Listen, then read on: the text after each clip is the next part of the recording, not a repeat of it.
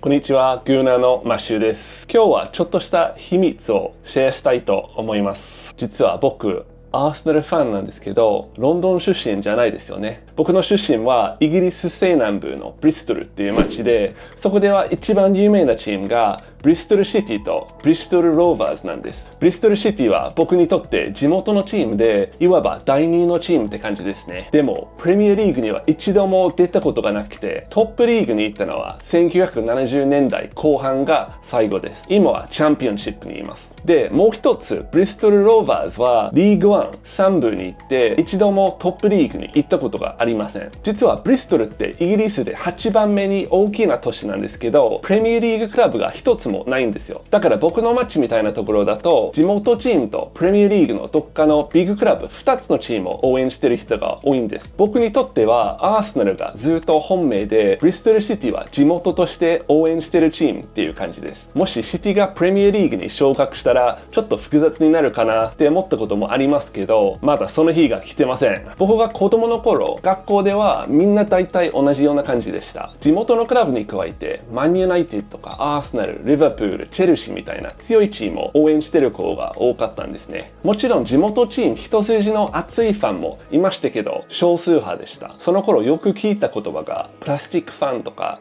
グローリーサポーターってやつです。特に当時はマンユナイテッドが強かったので、どうせ勝ってるから応援してるだけでしょみたいな、ちょっと冷ややかな目で見られてました。ちなみにプラスチックファンってどういう意味かっていうと、簡単に言うと本当のつながりがないのに強いチームを応援する人って感じです。イギリスではこういう人たちにはいくつか特徴があるって言われてます。自分の地元じゃないチームを応援してる、トロフィーを取ったことがある強いチームばっかり応援する、特定の有名選手が好きでチームを選ぶ、クラブの歴史や昔の選手を知らない、スタジアムに行ったことがない、チームが弱くなったら別のチームに乗り換えるみたいな。だから当時はなぜそのチームを応援してるかってちゃんと説明できる理由があることがなんとなく誇りだったんですよ。例えば家族みんなその町出身で小さい頃からずっと応援してるとか、4歳の時からずっとスタジアムに行ってるよみたいな感じ。僕の場合は両親はあんまりサッカーに興味がなくて、アーセナルを好きになったきっかけは祖父でした。祖父は小さい頃からずっとアーセナルファンで、僕が遊びに行くたびにボーリングアーセナルっていうビデオを何回も見せてくれて、ちなみにこのタイトル皮肉なんですよ。昔のアーセナルって守備的すぎて退屈って言われてたんですけど、ヴェンゲル監督が来てから一気に攻撃的で面白いサッカーに変わったんです。そんな背景があって、だから僕はアーセナルを応援してるんだって自分なりの正当な理由があると思ってました。でも大学に入ってイングランドのミッドランド地方に引っ越して、プレミアリーグじゃないけど地元に熱狂的なクラブがあるみたいな地域に行った時に空気が一気に変わったんですよ。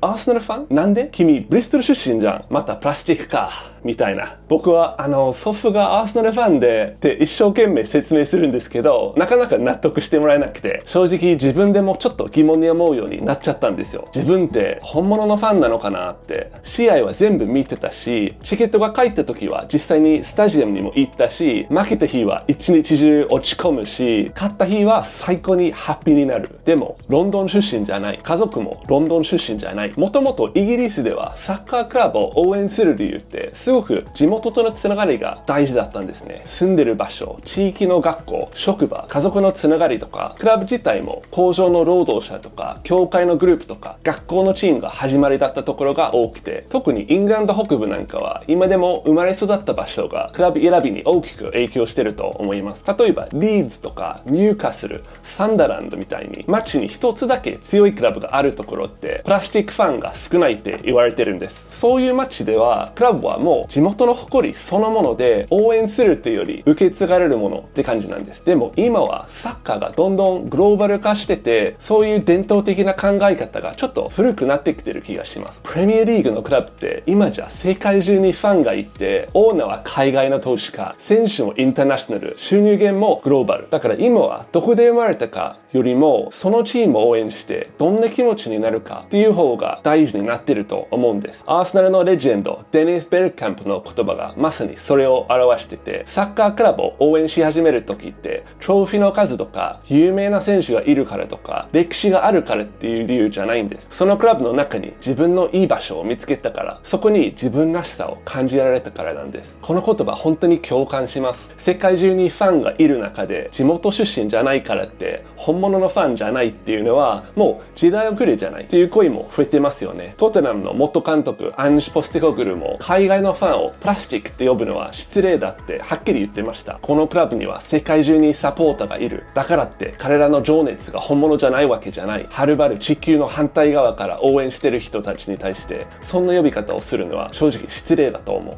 僕もその通りだと思います。ここ日本でも熱狂的なアーセナルファンをたくさん見かけますし、ライバルクラブのファンもめちゃくちゃ熱い。イギリスとは時差があって試合は真夜中とか明け方なのに、それでもリアルタイムで見る人が本当に多い。スタジアムに行けないイコールファンじゃないなんて言えないんですよね。だって物理的に無理ですから。それにはっきり言っちゃうと、ビッグクラブっていわゆるプラスチックファンにも支えられてるんです。そういうファンがいないとテレビの視聴率が下がる、放映権の契約が成立しない、グッズの売り上げも減る、収入が減るとスター選手を獲得できなくなる、で勝てなくなるっていう完全に負のスパイラルに入っちゃいます。それにこの話ってサッカーの分断も表してると思うんですよね。プレミアリーグがグローバル化していく中で海外のファンはよそ者だとか EPL って呼ぶのはにわかみたいにちょっとバカにされたりすることもあります。でも最近は SNS の発展もあってそういう見方も変わりつつあるんですよね。実際今のトップクラブのファンってイギリス国内より海外の方が多いって言われてますし、彼らのつながりは地理じゃなくて Wi-Fi って感じ。スタジアムに行ったことがなくても毎日そのクラブのことで一喜一憂しているファンは世界中にいます。しかもイギリス国内のマーケットはもう飽和状態で、今のクラブが本当に成長したいなら海外ファンに目を向けるしかないっていうのが現実。その結果どうなってるかっていうと、海外でのプレーシーズンマッチ、ツアーパッケージの販売、世界各国の都市にクラブ公式ショップができたりとか、もう完全にグローバルビジネスとして動いてるわけです。もちろんそれが悪いことばっかりじゃなくて、